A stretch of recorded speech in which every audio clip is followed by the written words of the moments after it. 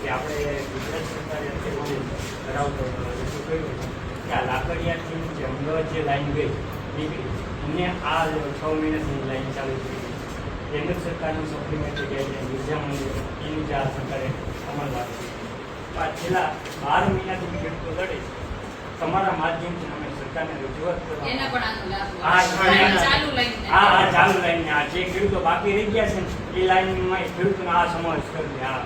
Madam, અમે 2 વર્ષથી મુખ્યમંત્રીને, ઉર્જા મંત્રીને, બરોબર કલેક્ટરને બધાને અમે અનેક વાર રજૂઆત કરેલી. મામલતદાર સાહેબને અમે ઘણી વખત રજૂઆત કરવા આવ્યો અને અનેક વખત હાઈકોર્ટ, સુપ્રીમ કોર્ટ બધી સુધી અમે લડત કરી રહ્યા છીએ. તો અત્યારે કેમ અમને આ લાભથી વંચિત રાખવામાં આવ્યા? હજુ લાઈન ચાલુ થઈને 6 મહિના, ડિસેમ્બરે લાઈન ચાલુ થઈ. હજુ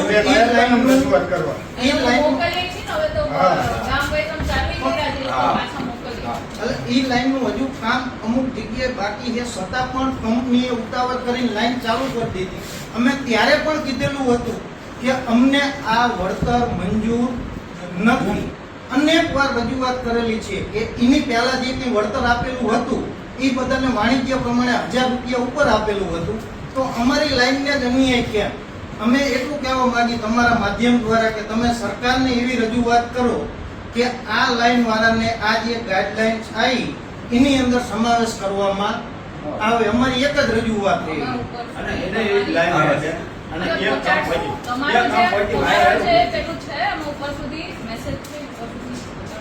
હવે આમાં કેવું થયું મેડમ? અમે આખી થાળી કમ્પ્લીટ કરી દીધી, અનેક વાર રજૂઆત કરી, બધું કર્યું હોય. હવે બીજા 15 દિવસથી કે 20 દિવસથી કે મહિનાથી આંદોલન કરી અને એનો લાભ લઈ ગયા. અમે જે 2 વર્ષથી લડી અમને તો ઇનામ રાખ્યા, હજુ અમારે આગળ ઇનામ લડવાનું જ. અમે જે જગ્યાએ જે બધા આશ્વાસન તો એ રીતે આશ્વાસન તો અમને સુધારો થાય છે તો ગમે પણ કે સુધારો લાભ પહેલેથી જ અમને ઋષિકેશ પટેલ સાહેબે, અમને મંત્રી સાહેબને અમે અનેક વાર મળેલા. છેલ્લી વખત મળેલા 12 તારીખે, ત્યારે પણ અમને એવું કીધું તમને 100% લાભ મળવા પાત્ર છે, છતાં પણ અમને કેમ વંચિત રાખવામાં આવ્યા?